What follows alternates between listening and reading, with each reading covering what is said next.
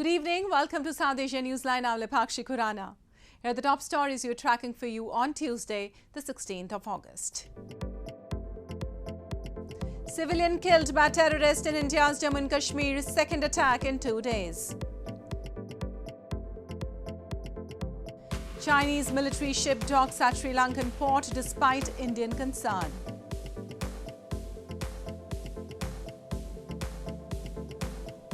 And Pakistanis give up favourite street snack as inflation bites. And now for all the details. A civilian identified as a Kashmiri Pandit was shot dead by a terrorist in Shopian in India's Jammu and Kashmir on Tuesday, while his brother was also injured in the incident, the second such attack in 2 days. Meanwhile, in another incident, at least 7 Indian border police personnel were killed after their bus fell into a gorge in the Union Territory. The death toll was likely to rise as at least 8 others were critically injured. In yet another incident of targeted killing, a civilian was killed and his brother injured after they were shot at by terrorists in an apple orchard in Shopian district of India's Jammu and Kashmir on Tuesday. The deceased was identified as Sunil Kumar, a Kashmiri Pandit. His injured brother Pintu Kumar was shifted to a hospital and the area was cordoned off. This came a day after a policeman and a civilian were injured in 2 separate grenade attacks in the Kashmir Valley on India's Independence Day. At least 25 persons, mainly members of the region's minority Hindu community and non-locals, have lost their lives in targeted killings by terrorists this year. तो फायरों की आवाज़ आ गई है। Fire जब आ गई आवाज़ तो उसके बाद हंगामा उठ गया। हंगामा उठने के बाद क्या हुआ भाई पिंटू पे गोली मार गई है। तो हम भी दौड़ के आ गए तो हमने जब देखा तो ये बेचारा डेथ हो गया था। एक बुरा जख्मी है तो उसको फिर के गाँव वाले ने उठा लिया तो उसको उधर ले गए। Meanwhile, in another incident in Jammu and Kashmir, at least 7 personnel of Indo-Tibetan border police were killed after their bus rolled off a mountainous road and fell into a gorge in Pahalgam area. The toll was likely to rise as at least 8 others were grievously injured and were being treated at an army hospital in the Himalayan region. And a Chinese military service ship, Yuan Wang 5, docked at Sri Lanka's Chinese-built port of Hambantota on Tuesday after a delay of several days because of opposition to the visit from India, which vies with China for influence in crisis at Sri Lanka. Reports suggest that Yuan Wang 5 will now berth for only 3 days to stock up on fuel, food and other essentials. The Chinese survey vessel Yuan Wang 5 docked on Tuesday at Sri Lanka's Chinese-built port of Hambantota, a move likely to stoke concern in neighbouring India about the growing influence of its bigger and more powerful rival. Both India and the United States earlier voiced concern with the Sri Lankan government over the military ship's visit. India had opposed the docking of the ship, which analysts describes as a high-tech ship for tracking objects in space, as it fears China could use the port near the main Asian-Europe shipping route as a military base. Foreign security analysts say the Yuan Wang 5 is one of China's latest generation space tracking ships, used to monitor satellite, rocket and intercontinental ballistic missile launches. The Pentagon says the Yuan Wang ships are operated by the Strategic Support Force of the People's Liberation Army. Hours after the ship docked, a Sri Lankan cabinet spokesman said the island nation was working to ensure there was no friction between friendly countries. Hope and request China, our long-standing friend, to assist us in restructuring our debts and secure an IMF bailout as soon as possible and provide with some meaningful bridging finance. Sri Lanka, which needs the support of both India and China as it struggles with its worst economic crisis, indicates, initially granted the ship permission for a 5-day replenishment stay in Hambantota from August 11. It later asked China to delay the vessel's arrival, citing the need for more consultations. Before the arrival of the ship, India gave Sri Lanka's Air Force a Dornier 228 aircraft for maritime surveillance. Reports suggest that Yuan Wang 5 will now berth for only 3 days to stock up on fuel, food and other essentials. China Merchants Port Holdings signed a 99-year lease in 2017 to operate the deep-sea Hambantota port. Chinese Foreign Ministry spokesperson Wang Yanbin said the Chinese ship was not interfering with any other country. And the Taliban marked a year in power on Monday with celebrations by the group's fighters and leaders as Afghanistan struggles with rising poverty, drought, malnutrition and fading hope among women that they will have a decisive role in the country's future.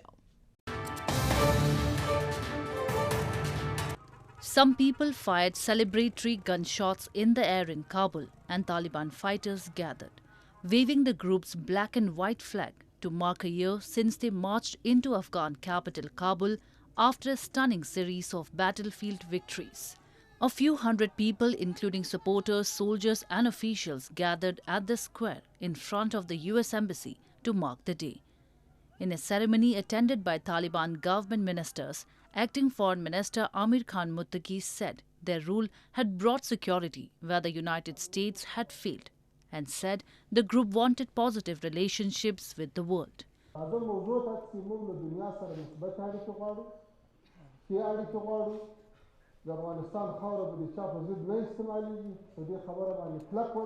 The country is physically safer than it was when the hardline Islamist movement was fighting against US-led foreign forces and their Afghan allies.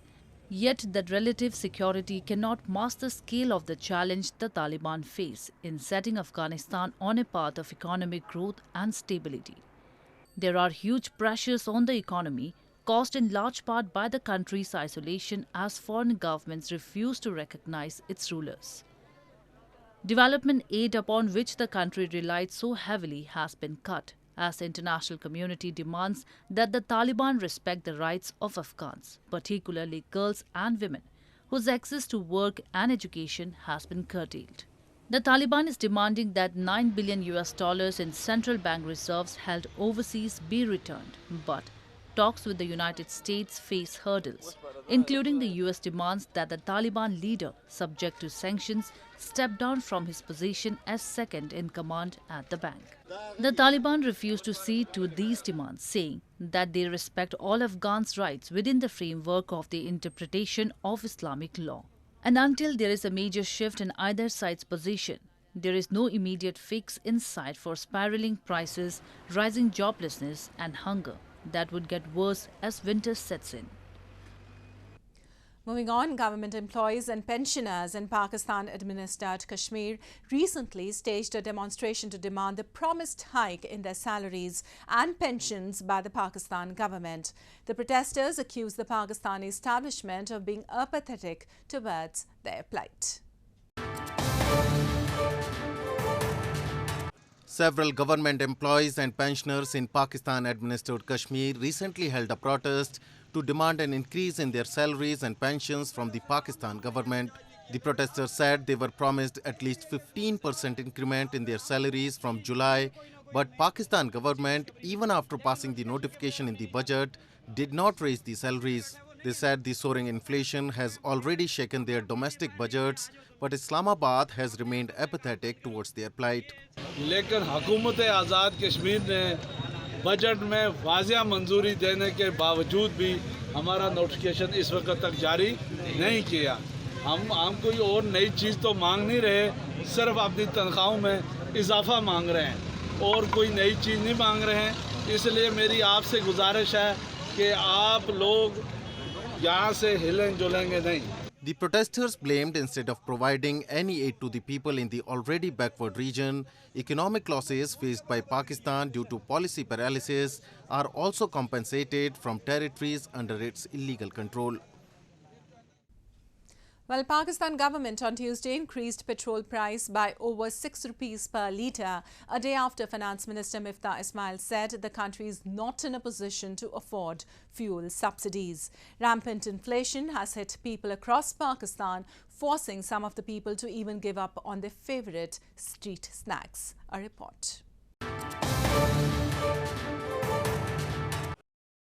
Flaky fried flatbread is a popular, cheap and tasty snack for many Pakistanis.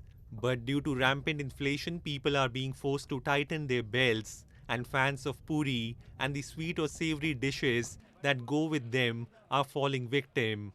A year ago, the flatbread puri cost around 20 Pakistani rupees each, but now the prices are double. The higher prices of puri reflect an increase in the cost of raw materials including wheat flour, cooking oil, while vegetables, milk and electricity costs have all inflated substantially. Mohammad Javed Abbasi, manager at a roadside eatery in Karachi, said half of their regular customers have stopped coming. महंगाई की वजह से काम कारोबार में फ़र्क तो पड़ा है, हमें नहीं सबको फ़र्क पड़ा है। महंगाई की वजह से पूड़ी में हमारे जो कस्टमर थे वो भी कम हो गए हैं, पूड़ी खाने वाले भी लोग कम हो गए हैं। The Statistics Bureau announced on August 1 that the country's inflation rate reached 24.9% in July, the highest in 14 years. महंगाई बहुत ज़्यादा हो गई है, मिडिल क्लास तबके की कमर टूट गई है। इस महंगाई के वजह से ग्रोसरी बहुत ज़्यादा महंगी हो गई है। ग्रोसरी के ऊपर ही सारे पैसे खर्च होते हैं और हलवा पूरी जो हम लोग पहले बहुत ज़्यादा खाते थे अब बहुत कम खाते हैं। In the latest, Pakistan government on Tuesday jacked up prices of petrol by rupees 6.72 per litre, while diesel price was slashed by just by rupees 0.51 for the next 15 days. Pakistan's current per capita income or average income earned per person in a year is $1,666, which has not changed amid the soaring inflation. And in news from Bangladesh, at least 6 people were killed after a fire broke out at a plastic factory in Bangladesh capital city of Dhaka, fire service officials said on Monday. It was not immediately clear what caused the fire which broke out in the building in Chawkbazar in the old part of Dhaka. One local resident claimed the fire had started after a gas tank exploded. Fire service officials at the scene said they had pulled 6 bodies from a hotel in the building, adding they suspected the victims had been asleep when the fire started. এখানে fire fighting এবং উদ্ধার পরিচালনা করেছি। আমরা 6টা লাশ পেয়েছি এ পর্যন্ত। 6টা লাশ পেয়েছি। এখানে জানেন আপনারা বরিশাল হোটেল। এই হোটেলের উপরে হয়তো ওরা রাতে ঘুমাতো। থাকার ব্যবস্থা ছিল এমনই আমাদের ধারণা। Moving on, the World Soccer's governing body FIFA has suspended the All India Football Federation-AIFF, citing undue influence from third parties. The suspension also means that the Under-17 Women's World Cup, which was scheduled to take place in India in October, cannot be held in the country as planned. FIFA, in a statement, said the suspension will be lifted once an order to set up a committee of administrators to assume the powers of the AIFF Executive Committee has been repealed and the AIFF administration regains full control. India's Supreme Court has disbanded the AIFF in May and appointed a 3-member committee to govern the sport, amend the football body's constitution and conduct elections that have been pending for 18 months. The move by the FIFA prompted the Indian government on Tuesday to approach the top court, which will hear the issue on August 17th. Indian national team खेलेगी नहीं तो ranking पे तो असर पड़ेगा, तो repercussions तो ठीक नहीं है, but as I said I am an optimist कि ये कल परसों तक सारा सॉर्ट आउट हो जाएगा। Well, the small Parsi community in India's western Mumbai celebrated their traditional New Year Navroz by offering prayers at the fire temple in the city on Tuesday. The occasion was celebrated after a 2-year hiatus due to COVID-19 pandemic. Members of the Parsi community or Zoroastrian celebrated their traditional New Year Navroz by offering prayers to their prophet Zarathustra at their places of worship in India's western Mumbai city on Tuesday. Navroz is celebrated on the first day of the Farvardin, the first month of the Zoroastrian calendar. On this day, the Parsis decorate their homes with the floral garlands and chalk designs. There's usually a community get-together in the evenings when all the members congregate to celebrate the occasion. We are trying to make it up for the last 2 years.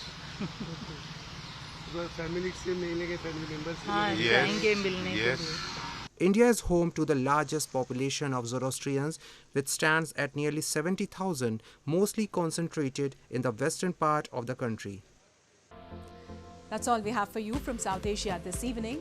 Now our viewers can watch the show on SouthAsiaNewsline.com. You can also visit us on Facebook.com/SAsiaNewsline and follow us on Twitter @SAsiaNewsline. That's all in tonight's edition. We'll see you same time tomorrow. Good night.